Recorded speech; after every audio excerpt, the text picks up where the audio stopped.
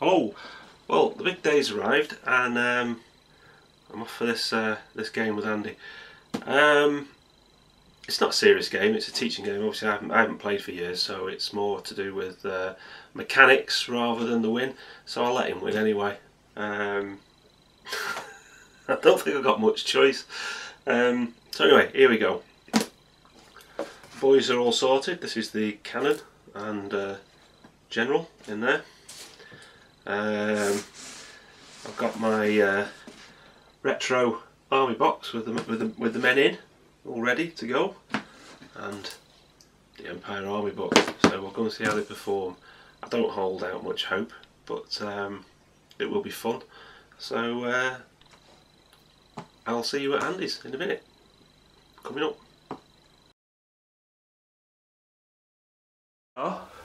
With Mr. Young 2D6. Hello. Right, what you got? Now then, I've dubbed these guys the Simpkins Smashers. We've got here 10 Quarrelers, 20 Dwarf Warriors with great weapons, 20 Iron Breakers, a Slayer, also known as Alric Big Butts, and I cannot lie. I've got my Thane there, and a plain old stone thrower. I'm not even taking any runes in this game, because that would just be mean for a starting learning experience game.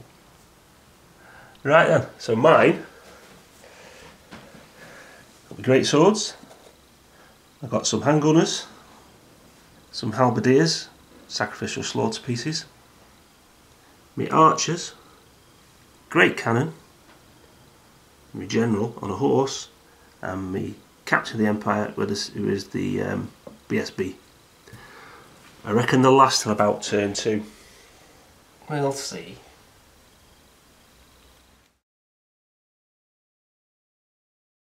So this is deployment. I was going to take pictures, but I probably won't because I'm lazy. So there's Andy's deployment. There's Andy's thumb. There's the famous, very bright top. And I'm deployed up here. A very nice straight line. About to get slaughtered. And I'm going first.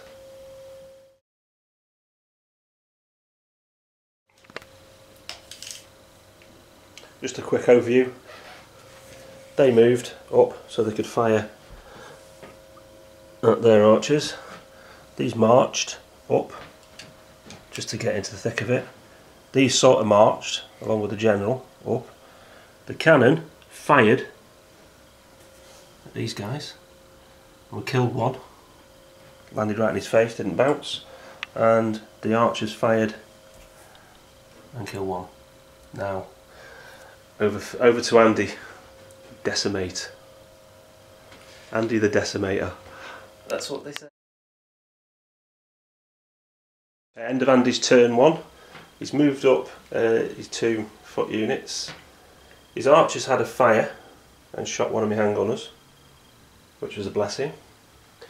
He then fired his stone thrower, which resulted in a misfire. Right.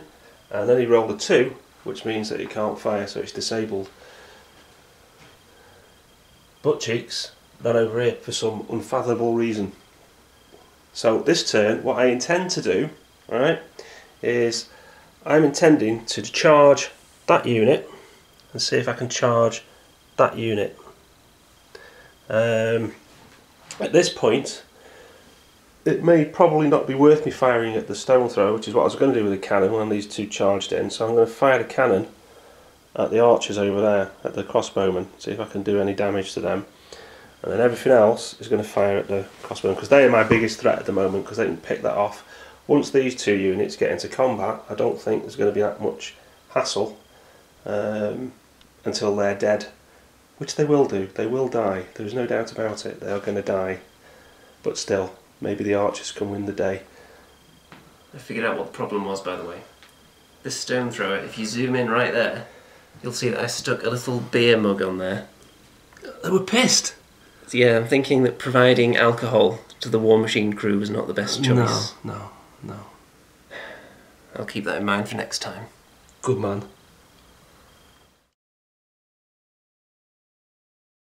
Okay, you may notice there's a big hole there. That's because these boys, they just got annihilated. It's as simple as that. On other fronts, my cannon fired, landed right there, bounced a bit, and then, well, it didn't bounce at all. It just landed. So we reckon it's been raining because it's just, the cannonball just sunk into the ground, which probably has because we're in Oldham. Makes sense. So they got away scot-free. This unit, measly mouthed little gits, got double 2 on the charge, so they could only move 2. So they didn't get there to help their brethren. Well, that's about it really, isn't it? My archers shot and killed one of his... They didn't kill any this time. Oh no, they didn't, no. Yeah, you're quite right. Yeah, no, they didn't kill anybody. So, pretty much pointless turn 2. So it's over to Andy now, who will now finish the carnage. Because I can see he's either going to charge my archers, he might charge the great swords, and at that point we're in an end game. I said it'd be over by turn 3, so you know. It didn't have to be that way. Suicidal charges will do that. I know, but I just wanted to go.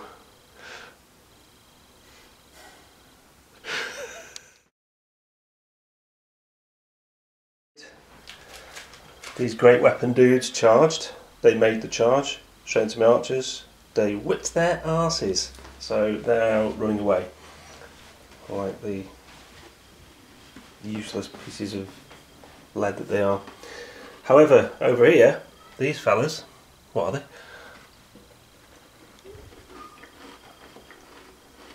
It's alright, Andy's masticating.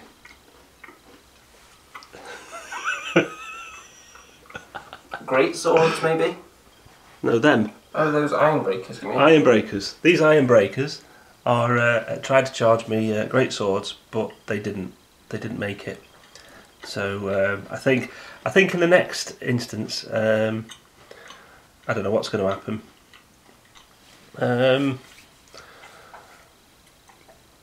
I think we might as well forget the archers over there. They're not going to do any good, are they? Look at my dead pile. Look at his dead pile. And he's captured a banner. It's not looking good. It's not looking good for Carl Francis dudes at the moment. They're lily-livered scum. Anyway, my turn.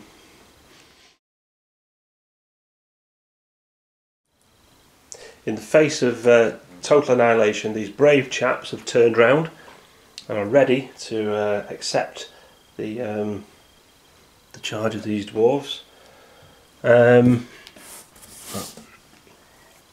The great swords have decided to hold their ground. They couldn't really help their brethren on the other side. They couldn't reach the other unit, so they're going to gird their loins and accept the charge that's going to come from these iron breakers. We mustn't forget Butt Cheeks over there. The Butt Cheeks, I reckon, is going to come sneaking up round the corner and challenge me general. His lobber's back in action now, so I can expect a bit of barraging going on. Maybe he's going to try and take the cannon out for good.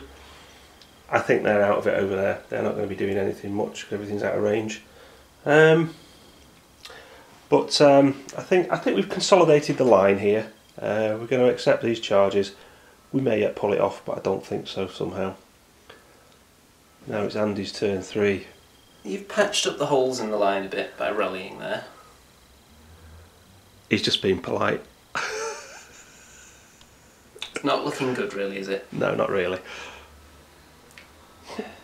Never mind. We'll see, you never know. No. Quick bit here. He's fired his stone thrower directly at the general. He got Direct hit. on the general. Then, what does he roll, Andy? I think you can see it down there. 1. Yep, so this general is apparently proficient at catching boulders. He's fantastic. He's a dude. Disgraceful. That was the luckiest thing for the game in me so far. I should rephrase that, the luckiest part of the game for me. Well, thankfully I don't think it's going to make that much difference. It's not going to make that much difference. We'll see. Good man. See, that's because you were looking upwards. He's deflecting it away with his sword, that's what he's doing. Or it could have bounced off that silly little decoration on the horse's head, couldn't it? Oh, that's ridiculous, isn't it? Let's not get into the decoration on the Empire troops. How can he even see over that? He can't. He can't. He's got sat-nav. Who puts a skeleton of a small child on a horse's head? Games Workshop, obviously. Point well made. Mm-hmm.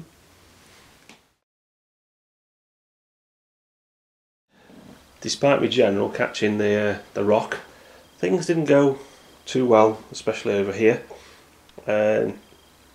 My archers fought valiantly and slay 3 dwarves, but then the dwarves come back and kill 6 of mine. The archers run off because cowardies, custards, people they are.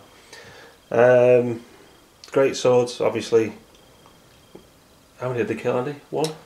Yes. Yeah, they got 1 Ironbreaker, and we got the general down to 1 wound.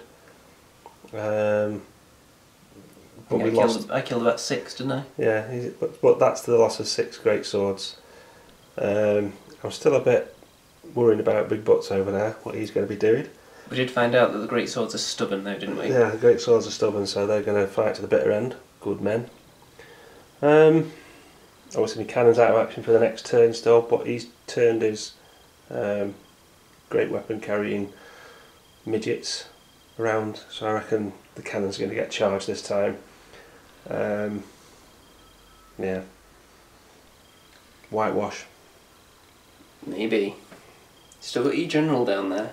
I know. He could be the wild card. He can be the wild card.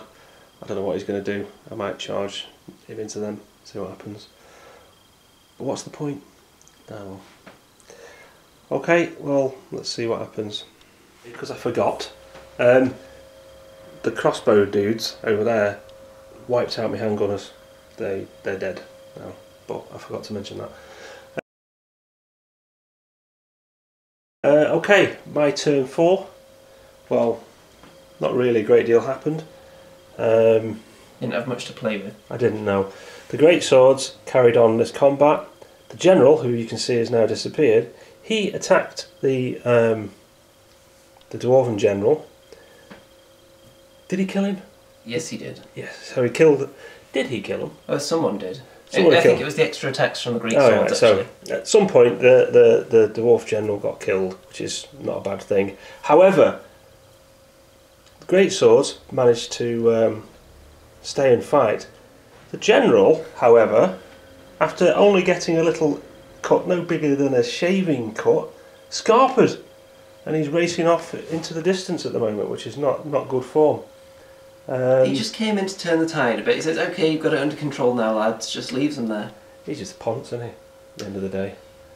Pretty much. Yeah. So that was my turn 4. I think this is the end game now. I think Andy's turn 4 is going to seal this. It could do. Could do. Well, it will do. Probably.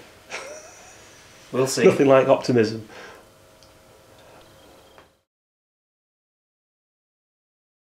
Andy's turn 4 doesn't go well. For Andy, it went according to plan. He charged into the cannon. Oh, by the way, the archers ran off.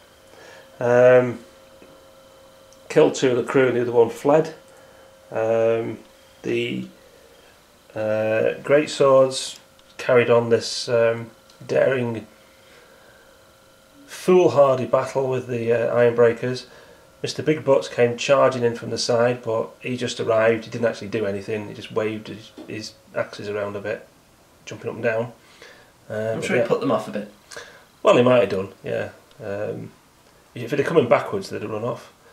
But the Ironbreakers basically just broke iron and killed all 5 of them. All I've got left now is my general, but with a helping shot from the stone thrower up his backside, who knows, he'll probably run off, go back to wherever he came from. Go back to his tent and get some wine and send out some more troops. Yes, to do his dirty work, because he's only put in an appearance and he didn't really do much, did he, at the end of the day? He came in with the men, had a few swings, realised he didn't quite fancy it. Yes, he's gone back now to wine and dine. Oh well. My turn 5. My turn 5. The general rallied. End of turn 5. Well, dwarf turn, what was it, 5? Yep. Was fairly quick. The what are these called? Great weapons. The great weapons came in, flanked my general. He had a go, but he didn't really do anything.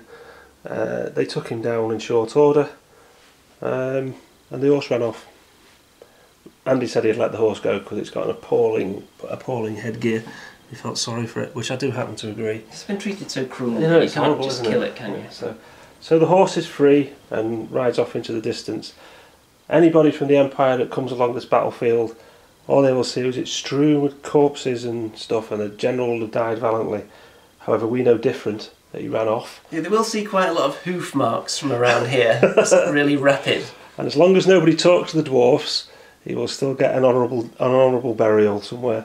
But no, it was good fun. It was good. It's a learning game, and I enjoyed it. It was great. Play a few more first before we get on to something more serious. But I've told him I'm doing Skaven, and he quaked in his boots, like the cowardly stunty that he is. The Sea of Brown. The Sea of Brown. Yeah. Okay, well I'm back in the cave, back from Andy's, and this is the post-battle breakdown from my perspective. As you will have seen, I got absolutely trashed, but that's not surprising really, because I don't really have a constructed army at the moment. I'm just painting what I've got and getting going, because you know, that's what I have to do. So how could I improve matters? Well, I think the biggest thing that obviously I need to do is, there's 850 points that on the table of mine there. I would have been better spent having basically the great swords at least doubling the size, maybe even more great swords, and crossbows. If I'd have taken a load of crossbows or handgunners rather than archers and halberdiers and stuff, I'd probably stood more chance, I think. So it's just bulking out the units is what I've got to do. So I'll be bulking out my, well, as you know, I've got lots of stuff. It was just a case of just getting a game and getting sorted, and making the contact and getting back into the game. So like I say, we didn't play magic, so I think magic will make a big difference, because once I can improve the infantry with you know, banners, Battle Wizard will help no end to deal with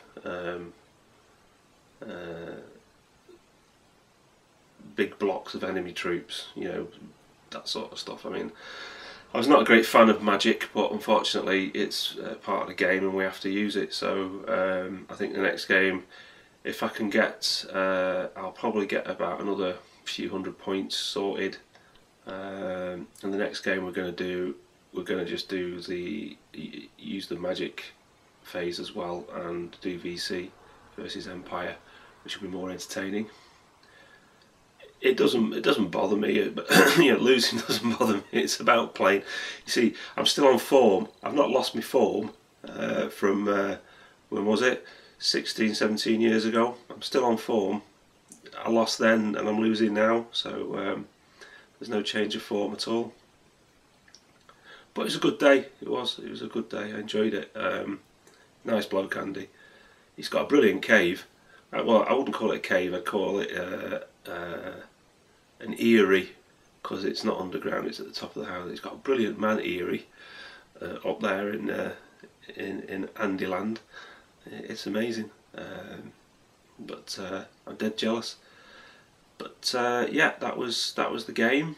I got my arse whipped, as I fully anticipated and expected, fighting dwarves with such a unconfigured army, using, you know, not much stuff. Dice rolling was a bit bad. I mean, dice rolling was horrendous. When I wanted to get low numbers, I couldn't. When I wanted to get high numbers, I couldn't. So when I wanted high numbers, high dice, I was rolling low. When I was rolling for low dice, I was rolling high. It's just part of the course, really, isn't it? You know, I was pleased with how the great swords worked. The great swords are a good unit, and they're going to be a big part of my army now, I think, because they lasted 2 turns in close combat with those iron breakers. Close combat in combat with those iron breakers, and that was a feat in itself. The halberdiers were just got trashed. But that's hardly surprising, really. I just charged them into those great weapons. And they just got mauled. The detachments work well. I like the detachment. When I last played, we didn't have detachments as such, so the detachments work really well. That's a good tactical thing with the Empire, I think. The ability to be able to shoot into charging units. You know, so somebody, you know, from up to 3 individual units, and or being able to countercharge. Brilliant, I love it. That's a really useful thing about the Empire. So I can have a large, long 20 unit of bowman regiment supported by 20 handgunners effectively, or vice versa. It's good. It's a good little thing. I think if all my units now, all the regiments are going to have detachments, because it will come in handy, especially great swords, for example. If I had swordsmen and halberdiers as detachments, I could have boxed him off quite happily, and probably gone in at him from the side, from the front, and it would have been useful. It would have been a bit of a meat grinder.